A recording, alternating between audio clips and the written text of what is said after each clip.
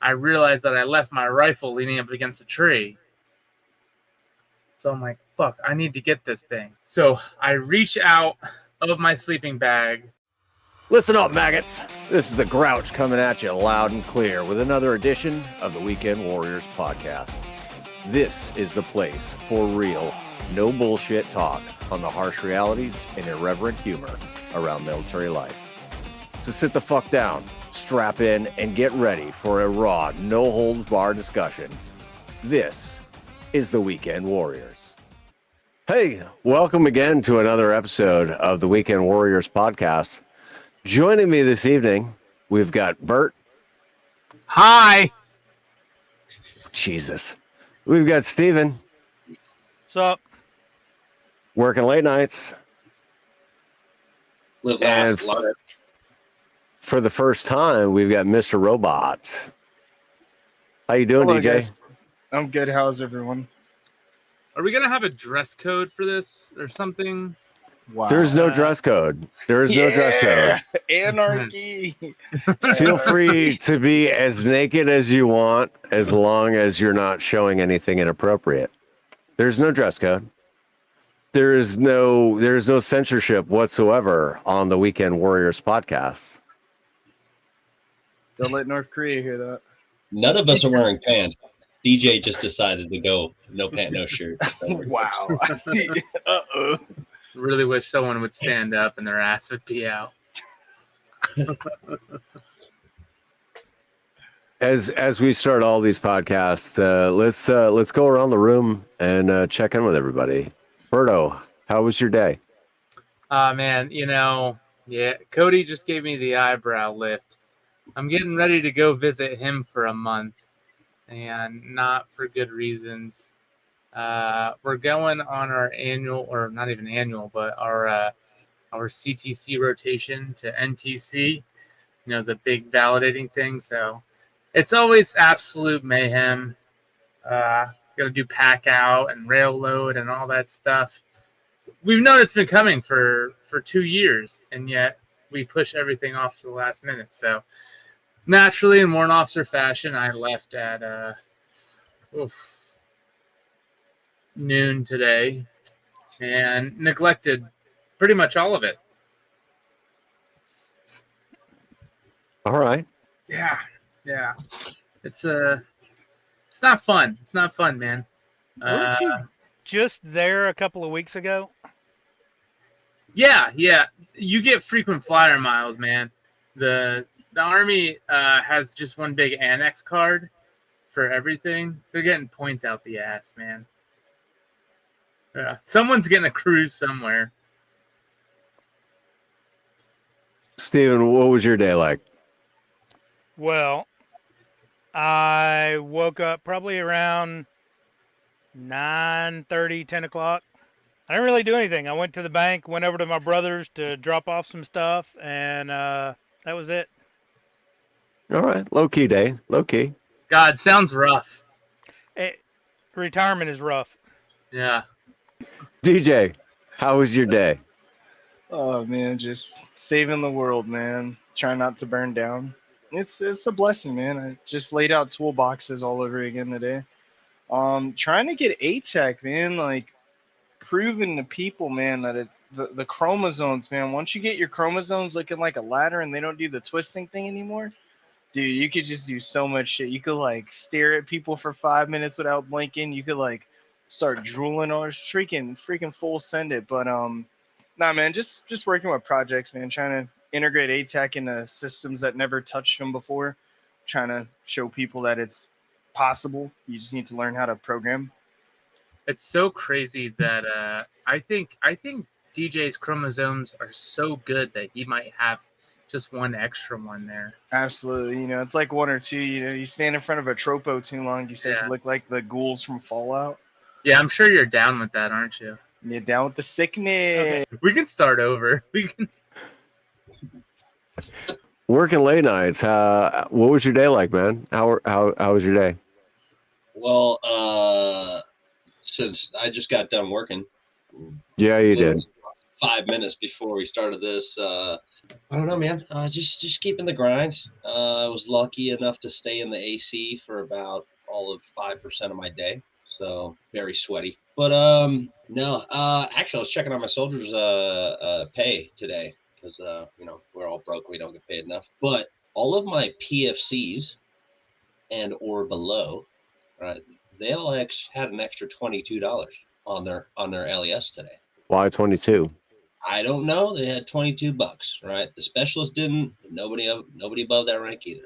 I think. Whoa, call the IRS. They're fucking rich. Yeah, right. It is something. I think this is part of like their because I don't know if you guys have been following some of it, but Department of Defense like 2025 budget. They've been talking about a 4.5% pay raise for the DoD, right? Fairly standard. Just depends on whose political party's in office. Well, it's usually based on the inflation rate.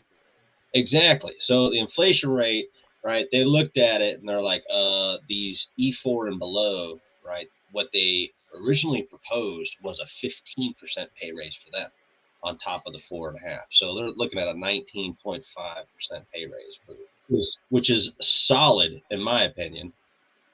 I have a double-edged sword to that though. But I mean, if you look at most McDonald's employees, the fresh off the street, flipping fries, burgers, whatever, right? The bare minimum, they're actually getting paid more than a 2-year extent specialist in the Army.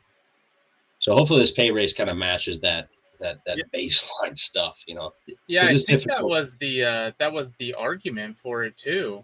It's rough, man. It's hard to be a leader right now, especially when stuff like that happens. God forbid you've already got him in the Army. Now you have to convince him that the dude who left high school and went straight to McDonald's is getting paid more than him, but only works 40 hours a week. So and doesn't have to put their life on the line. But yeah, man. I mean, that was my day. I was flabbergasted. Cody, I don't know if you had a chance to watch episode 2 before the recording of episode 3, but I cut out a lot of the specifics of the issues that you were having at the time, and I did that for privacy reasons, and I just wanted to make sure that we weren't putting out any information that could potentially compromise anybody. But I just wanted to ask you, if everything was resolved successfully. For the most part. I mean, there's still some internal conflict that I have with the organizations ran, and it will work out. I recommend to anyone in the future that is following along with us that if you keep grinding and let's call it the squeaky wheel gets the grease, you'll eventually find that one leader that'll bend over backwards and actually make some impact. So I know there's a couple hot topics that are coming up. What do we want to discuss this evening? I know we've got some deep episodes that we're going to get into with post-traumatic stress and parenting. Let's keep episode 3 a little bit on the lighter side. So what's on everybody's mind, really?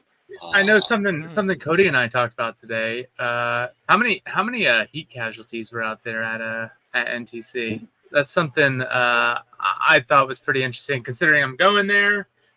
He told me I need to drink water. Heat cats for this rotation, it's above 100.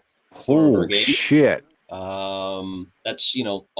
all the heat cats. 35 helicopter trips to pull people out of the box so far for heat cats. So that's quite a significant number so lots of 9-line practice. Yeah, lots of it. And then 2 very severe heat casualties that are not gonna recover very well from their injury. They're discharge worthy. They got some scrambled eggs in the brain buckets because of how hot they got. So here's my question: is it that the training has got too hard, or the service members have gotten too soft? Yes, and yes. To caveat all of those, I gotta put the sergeant major hat on and be like, hey, leaders, look, if a guy's becoming a heat casualty, all right, cool him off, slow him down or whatever, or just make the fucker drink water. When it gets so severe that you need a helicopter ride home, that's a failure on on everyone who was around him, right? Yep, Everyone first who's line, walking yep. that through. Whoever's with that So, person, yeah, because the desert's no joke, man. Like when I was there, like even at nighttime, like becoming a cold weather casualty at night, like when you're up there on those mountains and that wind chill's coming through, and you're in a soft top Humvee with a sleeping bag, just shivering to death still because it's so cold. Like I would say, not a brutal environment, but just the changes in temperature. Like, people think like, oh, I'm gonna go to the desert, I'll be good. I won't. You could take as many clothes as you want off in the desert, but when it gets cold, you're not expecting that dynamic change of weather. Well, Yeah. some guy, one of my soldiers said that to me today. He's like, I'm probably not gonna bring my waffles, and I'm No, you like, fucking playing. hey brother, want- I'm telling you, after a long day of sweating, you're gonna get cold, and if you're off shift, you're gonna want to throw that waffle on to get nice and toasty. yeah. Any other rotation out there, right? It's going to be, okay, let's call it February, right? February, it's going to get up to like 70, 75 degrees. And then it's going to drop down to 30, right?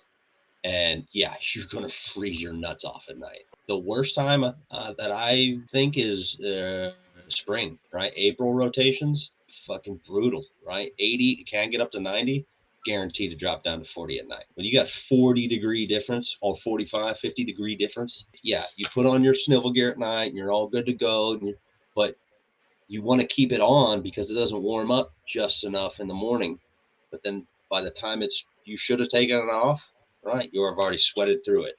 So you're good for that day. But when you go and put cold, sweaty stuff on the next night, you're toast. And that's where you get them every time. July, it stayed above 100 degrees all the way through midnight. Gee. And yeah, maybe down to 95 by 4 a.m. and then the sun's back up. There are some crispy critters out there. And the heat cat numbers can still rise. We still got 4 more days of live fire. So I'm interested. What's everyone's like worst and best field experience? A moment where you're like, this is the worst experience I've ever had in my life, and then like a field experience where you're like, all right, this is pretty fucking cool.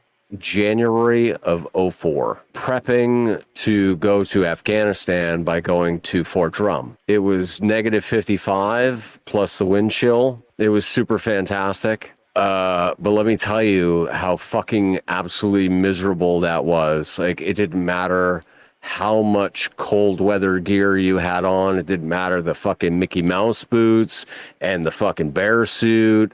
Dude, I was so fucking cold and miserable. I hated my life. I wanted nothing to do with Fort Drum ever fucking again.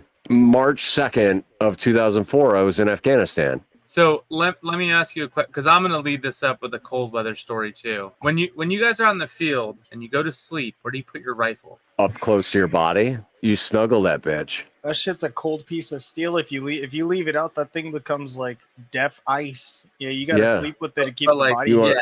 So that's how I always learned, is like it's gotta be with you. Like, and if your team leader came by and even saw it was like, I can get it away from you, they're gonna get it away from you. So no shit, there I was. 2014, the annexation of Crimea happens, and we started doing the European rotations. It's like when it started. I was in Germany. 173rd was the first to push on all those countries bordering Russia. They were there for 3 months, and then 2CR went. I was with 2CR. We had a company in each country, so a company in Estonia, Latvia, Lithuania, and then our headquarters company was in Poland.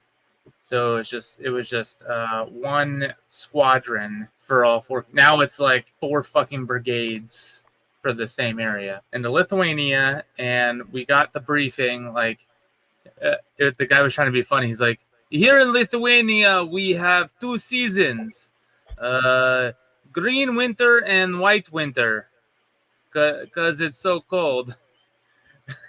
And we just like kind of chuckled. But anyway, so we went during white winter, and it was fucking cold, absolutely miserable cold, and we decided to do a field problem. So we're out there just going all day in marshmallow suits, running around like the Michelin Man. And I go to bed down, and it's a very delicate process because you like got to get like semi-naked, but get in your fart sack so you can stay warm.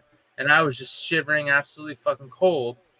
But like 2 minutes after being in my fart sack, I realized that I left my rifle leaning up against a tree.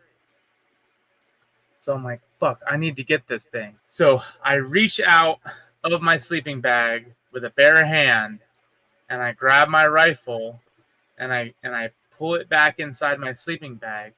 But it was so cold that I got painful contact frostbite from just grabbing my rifle for 5 seconds and putting it in my sleeping bag. My Tell hand me that you were a know-nothing PFC. Please tell me you were a know-nothing PFC that left his rifle leaning against a tree. It was the tree right next to where I was sleeping. That's what I'll tell you. E5, E6. That's what I'll tell you whatever you want to hear. There was a PFC rank on his chest. I didn't like leave it. I didn't leave it. It's just it was there as I was getting ready in my sleeping bag. It was right there, and that was the last thing was to grab it and pull it in. But I forgot. It was only like 2 minutes. Bro, that tree was transferring all that cold to that damn weapon. There's some Russian just hiding in the fucking bushes. Like, I can't wait for this motherfucker to go to sleep. He's gonna leave it leaning. I know it, and now I'm gonna kill them all. Yeah, that was so fucking cold. And my hand was just throbbing, and I was like, "Well, I'm never doing that one again." I didn't realize how cold that metal got. I was at RSLIC, Reconnaissance Surveillance Leaders course. Oh, In 2015, right? It's only a 30-day course. It's not super difficult. There's some technical stuff to it, but I'm in there with, oh my God, quite a few log tab special forces dudes that slid in on it. Ranger Bat up from Fort Lewis, they had sent their entire scout platoon, right? So just some tough dudes that have been around and doing some stuff. And there's the land nav course. I went in July. It's fucking hot in Georgia, especially Fort Benning. I gotta do Red Diamond. Yeah, Red Diamond. So okay, so it's kind of like Red Diamond, but the rest of all of it. So yeah, it's fairly simple, right? It's a gentleman's course, right? You go to your point. Your point is a Humvee, right? They're not hiding a little stake or something, right? It's at the intersection of a road, but you're not allowed to touch a road, be within 50 meters of a road, anything like that. So you're going through briar brush and all this stuff. It's 5 points, right? You have to get 5 points. And it's day into night. I got to my third point. I have about 3 hours left. I could still make it, but I sat down for a second, checked my map. I mean, I did like full rucksack flop type, check my map thing. I'm looking around. I hear the four-wheelers coming down the road. I'm like, I look back. I'm like, all right, cool. I'm about 100 yards away. I'm all right. And then I went to stand back up. And I thought to myself, why am I here? What the fuck is this school doing for me? This is pointless. I see no incentive, no fruit on the horizon. There is no fucking reason to stand up. And I sat there for 2 more hours waiting for the end of the time so I could walk my happy ass back to the nearest fucking spot. But I like internalized everything that I could possibly question about reality at that moment, because I was just so hot and tired and dehydrated and everything. But I hit that breaking point. If you can make it, you will survive. I didn't make it that time, but so I was definitely a second time go on the land nav course. But it wasn't a horrible field problem or exercise or anything like that. But that was that just pivotal moment that I realized, okay, what separates the brawn from the rest of the fucking society? It was an event like that, just something simple. I didn't feel too bad being a second time go, especially because none of the 11 special forces dudes were a first time go. And I talked to many of them, right? And they're like, dude, the STAR course, easy peasy compared to this recon course, man. Like, so I didn't feel so bad after that. And, I got the motivation, went out and did a second time, and did pretty good. But, yeah. Hey, the land nav course at Warrant Officer Candidate School is like right that, but like the complete opposite. They're like, please use the roads. It's self-correcting. Like, you just run in a big circle and follow the rosary, you'll find your points. Like, they have points. So like if you're lost and you don't know, say for instance you plot your point, you don't know where it is, You go run one on the road. Okay, I'm here. I need to get here. Run further up the road. Okay, I'm here. I'm here. You know, and then just terrain associate your way around. Yeah, man. I think really what it was is I'd been a recon dude for 8 years at that point. I was feeling solid, very confident in my skills, but my head got to me. Sat down and cried. Did I mention that? Yeah, I did cry. I flat out. Fucking, why am I here? We've all been there. Dude, just gave up. Hey, I do have the best field exercise ever, right? When I changed my job from being a cool guy to a fucking nerd. Right?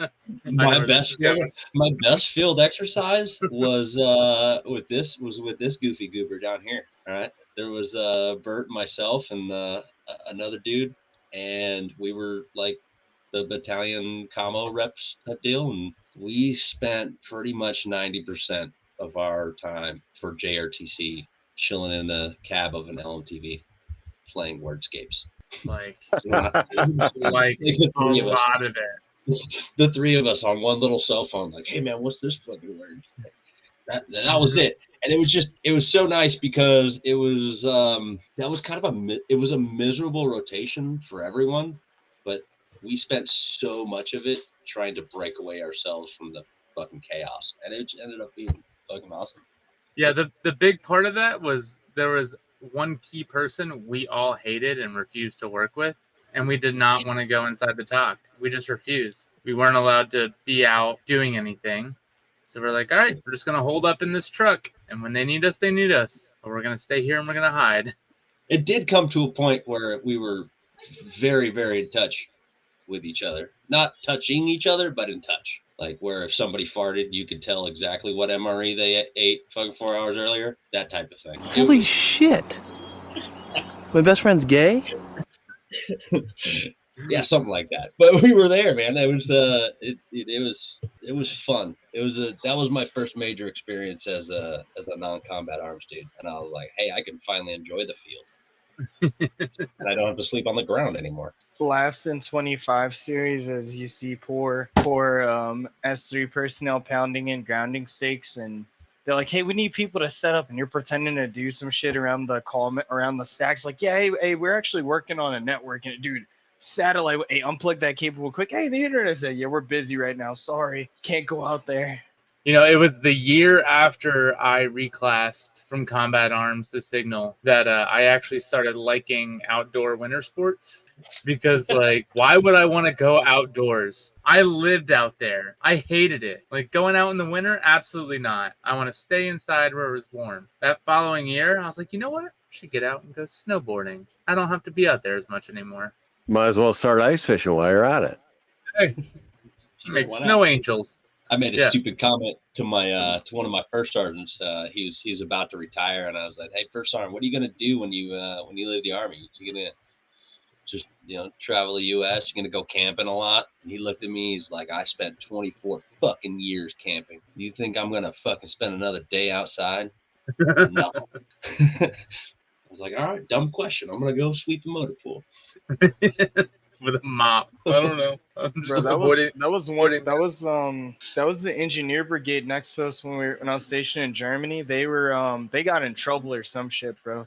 We used to call it motor pool after dark. We would lose like a sensitive item, and these guys would be. It was like the boy with the striped pajamas, bro. Like they lived in the barracks next door. Just like, hey, why are you guys still here? Oh, such and such got a DUI, so our first sergeant made us come sweep the motor pool at like 1900. What are you still doing here? Oh, we lost the SKL. They would laugh at us. We'll like flick them off and shit, like fuck you. And then go drinking with them after we all got off fucking lockdown and shit. But yeah, those dudes would be over there doing some dumb shit, bro. Like fucking rearranging chalk blocks like at fucking 9 o'clock at night. Like who did y'all piss off, bro? Like y'all must have did something bad. Yeah, I've been there. I've been that guy on both sides. So DJ, best and worst field experience. Going NCC was the worst one. I'll make this one fast and sweet, bro. So like 10 minutes before we go to the box, Tweedledee and Tweedledum go run to the medics, right? And they're like, oh, we're not feeling good. We got the COVID. We got the cough. The SVAB major puts the fucking swab up their nose, and they go to quarantine. These motherfuckers are on FaceTime hanging out. Hey, what's up, man? I'm in quarantine. Yeah, bitch, we're in quarantine, laughing and shit. And magically, right as we're about to leave, the tests come back positive for these dudes. I said, there's no fucking way. Like, and they're like, well, you don't have a TC, so you're gonna stay here. I said, no, the fuck I'm not. Like, so they start driving in the convoy, and I just hopped in this truck. They gave me a random dude. I said, dude, just go to sleep. I don't give a shit. We're about to drive to our fucking site. I'm gonna wake you up when I need to make my turn on the map. So we plotted everywhere we had to go and jumped throughout the box with no JBCP. That was like the best and worst. But that kid was getting out of the army in like 2 months. I don't know who he pissed off to go to NTC, but that was the hardest working soldier, no shit, I had. Like, set up the OE254, he would set him up. He would give like ideas about site selection and camouflage. He was a good fucking soldier. I don't know who he had that left the army a bad taste in his mouth, but really upsetting. Listen, this is one time I don't need you to tell me how I fucked up. Steven, that's the worst field experience. I'm gonna have to say Panama. It was great because we got to go do the SF course with no time limits and just to go through it over on Davis. It was the worst because I managed to pull off the side of the road during a ambush and laid my Humvee on its side because I wasn't paying attention. Yeah. Yeah, that's an oopsie. We got it out. It had a winch. So I'm But talking about it was in the self-recovery, ditch. man. Holy shit. Self-recovery. Casually put it on its side. So that was probably the best and the worst. That's hard to do with a Humvee, though. It was a deep culvert. Yeah, you got in there All the way. all the way. This is Weekend Warriors, where we understand that people do have problems with alcohol. In all seriousness, quite often we as military members and veterans use alcohol as a means of a coping mechanism. And I'm just saying that while we may not exhibit 100% the ideals that we wish to present, we are still in line with the fact that alcohol is not an acceptable coping mechanism. And if you're using that as a coping mechanism for your post-traumatic stress or whatever it is that ails you, please seek help. Allison learned that I like to come home and have just one drink. And then for like 2 weeks, I didn't come home and have a single drink, anything like that. Felt good. And then kicked up again. And I said, oh, I realized what it is. It was the 2 weeks everyone was on leave and I didn't fucking hate everyone. And then everyone started coming back and I came home. I'm like, I need a fucking drink. You know what? Yeah, there's some fact to that. You're right, Paul. We do use some alcohol and some coping mechanisms. I mean, I would say that I'm definitely a social drinker. If going out or something like that, absolutely. Dinner. If I'm driving, I don't get to have drinks. The Scout's honor on my wife's side. I'll be honest. Open forum with everyone here. Come home. I crack a PBR because I live, laugh, lager all the time. I'll do about four beers, right? Then I'll have dinner. I will come home rarely, maybe once a month, where I won't say hi to my family. I go straight to the liquor cabinet. I pull out the 20-year scotch. I grab my big giant round ball of ice, put it in the glass. Probably way too heavy of a pour, and I will go sit on the back porch and not have a thought, nothing. That I think is probably where my coping dependency would be at. That's the I need to have this drink, not the habitual drink coming home. Beers, a couple beers at the end of the day. I know, and at least my wife has cautioned me to nights like that. Now, I will tell you that if it is one of those Scotch nights, it is only that one. I notice if I gotta hit the hard stuff, it's definitely one of those. This is my coping mechanism. Yeah, what I heard was it's not my everyday drinking that makes me an alcoholic. it's when I need more than my everyday drinking. Yeah, it's the I need something fucking harder. I need some sort of bitter thing, and I think that's why I choose Scotch. You know who surprised me? Someone who surprised me with alcohol consumption. Pretty sure he would come home every day and get drunk, like every day, and just PBRs, twisters, whatever it was, and would just start going and wouldn't stop. Wouldn't stop until he's gone. Until he's fucking drunk. When I was working, I would drink daily. Okay, how When I- much? It varied. Some days it was just a drink. Some days it was a couple of drinks. Anything from an Angry Orchard or two to a German Hefeweizen, which is probably my favorite. But over the last 2 years, there's no stress, so I don't drink at all. This bottle, which is a little over half, probably right at half. It's hard to tell because of the label. Yeah, probably about half. I bought this bottle in around December the 15th of 22. Holy smokes. Yeah, that's how much I drink.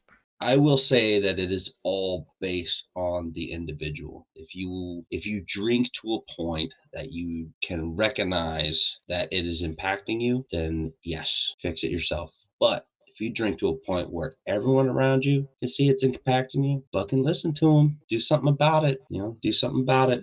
Help yourself out. I mean, it sometimes we tend to take things too far into addiction. Instead of sipping it and drinking it as a drink, we try and get it down as fast as we can. I think there's another thing that factors into our culture, at least in the American side, is that there is a glorification. We're plastered with ads of people having fun while they're drinking. And that's just the way it is, right? So, I mean, it's kind of a capitalist type society, like a buy more shit. So I mean, that's the culture in which we grew up in. It's like, hey, I gotta go out there and binge. I will say this, Rob, where I believe that I am comfortable in my drinking habits now, that they do not impact me, that I cannot function as a father, as a soldier, or anything else. I have been in a situation where I got I got stationed in Korea, left my family and all that home. It was drinking time, man. Let's see how strong this liver is. Lots and lots and lots of drinking. It didn't really show until we went on a 30-day gunnery in Korea. I'm 4 days in and I got the shakes, right? And my buddy next to me, who's my drinking buddy, he's got the fucking shakes, and bad. We're over there eyeballing this fucking bottle of Listerine, going like, ugh, are we gonna do this or not? And it was at that point, it was like, holy shit, let's just calm it down. Let's make it through this fucking 30-day gunnery. And then when we go back, make a pact with each other. Let's not go fucking buck wild that first night back. Pact didn't work the first night, but for the week after, all right, it was like, all right, I got that out of our system. Cool. Right, fucking felt like shit the next night because it's the first time drinking in 30 days, especially after you've already finished through your withdrawals and stuff. Week after, we decided, we're like, hey, let's go, instead of just going to the bars every night, let's spend our weekends going and exploring Korean culture, right? We went to the museums and all that stuff. Right, we really fucking actually had a good cultural experience being stationed abroad and enjoying it. But not to mention, we went to the museums, and we still went to dinner and stuff, and we drank, but not to the point where that questioned our liver's ability to process. Pretty sure for 10 years straight, my whole life was surrounded around drinking, especially being a single guy in the Army. I think I'm comfortable in saying in this forum with you guys that I kind of look forward to retiring.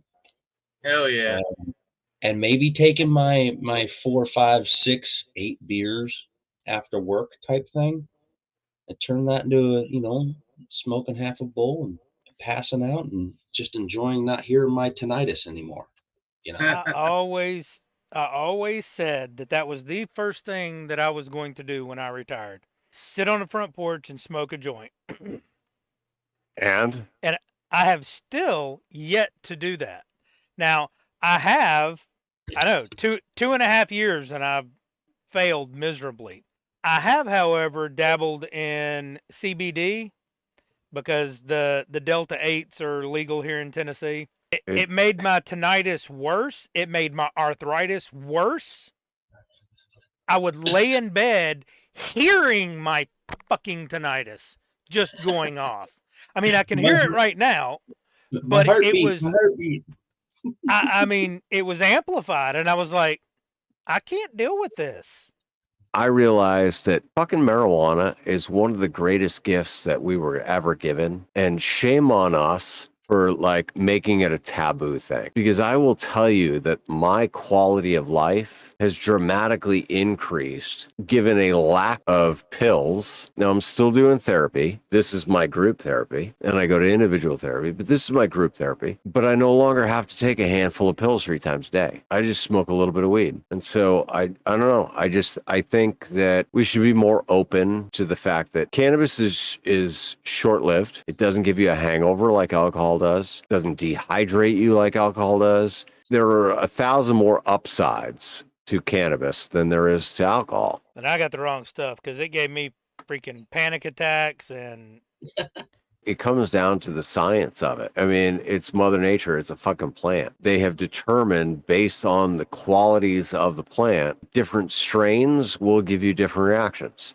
I'm ready to try all of them. In the meantime, I'm gonna try and keep my sanity day in, day out. These new generation of soldiers, they're not giving you trials and tribulations every single day. Then you're not doing your job. We had a 4.9 earthquake here yesterday. This shit. Yeah, I'm sitting in the office and I like the big metal roof shaking, and I'm like, it's just a hyperspeed flyover, like because the sonic booms make a shake on the roof. And then a second later, my rolly chair is going back and forth in the office, and then as soon as the shakes are done, my phone's alerting. Earthquake. It was, I bet you anything. But yeah, that was kind of cool to actually, I really just can't remember the last time I felt an earthquake. Watch that emergency alert, the earthquake alert come over my phone. I'm talking half a second after the shakes were done. The mass alert system. No joke, half a second. Thought they were supposed to do that before. Well, I mean, come on now. Give them So it was quick. If you can anticipate an earthquake, right, you'd be a bajillion there. We'll call you Uncle Elon.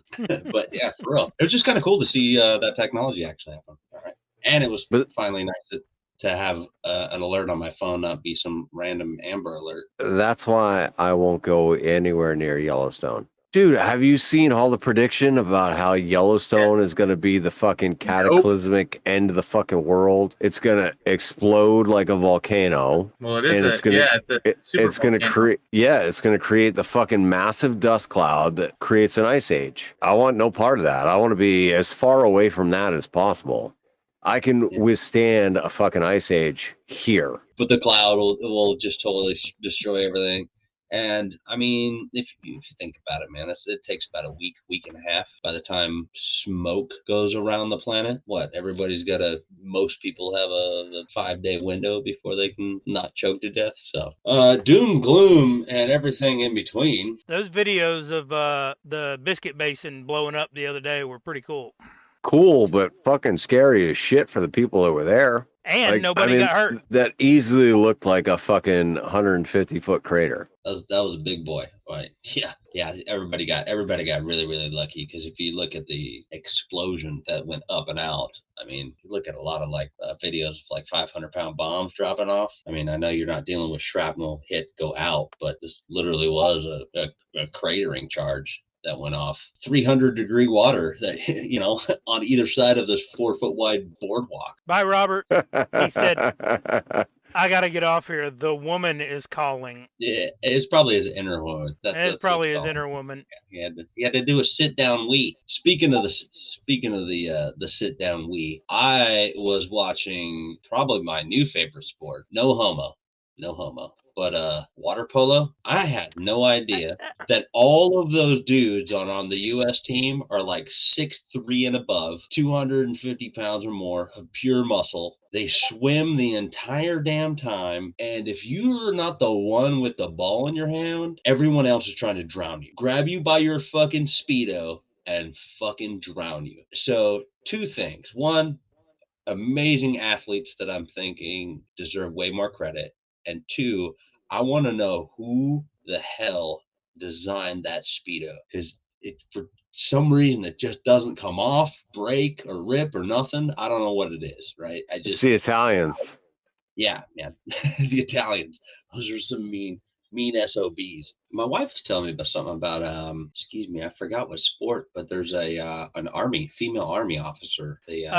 She's a shooter. She's a captain, and she's on the marksmanship team. Is the marksmanship team? I No, think this so. is I don't think it was a shooting sport. Oh, well, no, she's on the rugby team. The rugby team, that is. Sullivan, active duty Army captain and West Point graduate. Wow, apparently the Army has 10 soldiers in the Olympics right now. Oh, 10. Wow. I know we have a marathoner. We have Staff Sergeant Rachel Tozier, who's on the Army Marksmanship Unit and Olympic Trap, along with Staff Sergeant Will Hinton, who's also Olympic Trap, Sergeant Sagan Madalena on the 50-meter small bore and 10-meter air rifle, Sergeant Ivan Rowe is on the 50-meter small bore and 10-meter air rifle, Captain Samantha Sullivan is on the women's rugby team, Staff Sergeant Leonard Kaur is on the track and field in the marathon. Specialist Kamal Bey is Greco-Roman wrestling in the 77 kilogram. Master Sergeant Dennis Boshier is the modern pentathlon coach. And Sergeant First Class Spencer Mango is the wrestling coach. Yeah. Dude, I mean, I can appreciate the shooting representation, but with the other athletes out there, man, that's a big accomplishment, you know. That's fucking cool. I like it, man. 10 athletes from the Army. 10. That's great. Yeah, That ain't too bad. I mean, unless there's anything super significant that the three of us want to discuss, I think it's a good time to wrap. Pretty solid. Look, stay safe. Drink in moderation. You'll get through it. Remember, I'm pulling for you. We're all in this together. And we'll see you on the next Weekend Warrior. just remember the Lord's good book says everything in moderation is okay. So I will say I appreciate anybody and everybody that has stuck with us through this episode of the Weekend Warriors podcast. This has been an episode of the Weekend Warriors podcast. This is the Grouch, working late nights, and Steven. 988.